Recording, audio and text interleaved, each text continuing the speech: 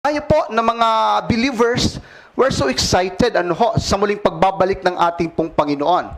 At yung mga signs na nangyayari noon at nangyayari ngayon, ay isa po ito sa kaganapan at katuparan ng mga pangako ng ating pong Panginoon. And of course, kapag nakikita po natin ito, nagkakaroon po tayo ng mas masiglang paglilingkod at mas masayang pananampalataya. Amin po ba? Sa mga tao na wala pa po kay Jesus Christ, para sa kanila, ito po isang nakakatakot at nakaka-stress na mga pangyayari. Pero sa atin na mga mananampalataya, of course, sapagkat mayroon pong pangako ang ating pong Panginoon na before na dumating pong Great Tribulation, ay mayroon pong unang pagliligtas na gagawin ang ating pong Panginoon. At yun nga po ang pinag-aralan po natin last week, mga minamahal kong kapatid anho. And, yan. So ngayon, tatalakayin po natin yung third part nito. Okay?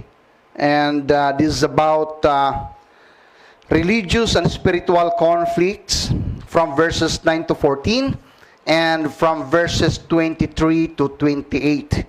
This is about religious and spiritual conflicts. Pag sinabi pong religious and spiritual conflicts, magkakaroon po ng kalantaran or paglalantad at paghahayag ang mga bulaang propeta, ang mga false messiahs, at magkakaroon po ng persecutions ang mga mananampalataya at ang mga Kristiyano na nabubuhay sa iba't ibang sulok ng mundo, mga minamahal kong kapatid. At pag-aralan po natin kung ito po ba ay nangyayari na po sa ating pong panahon.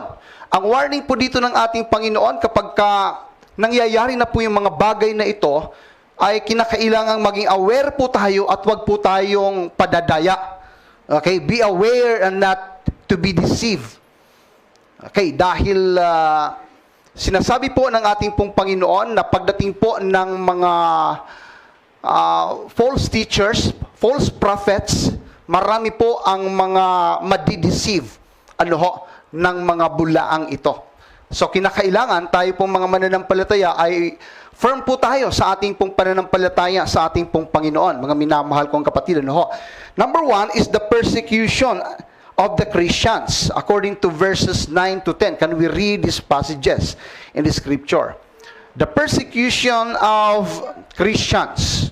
It says here, then you will be handed over to be persecuted and put to death, and you will be hated by all nations because of me. Next verse. In verse 10 says, at that time many will turn away from their faith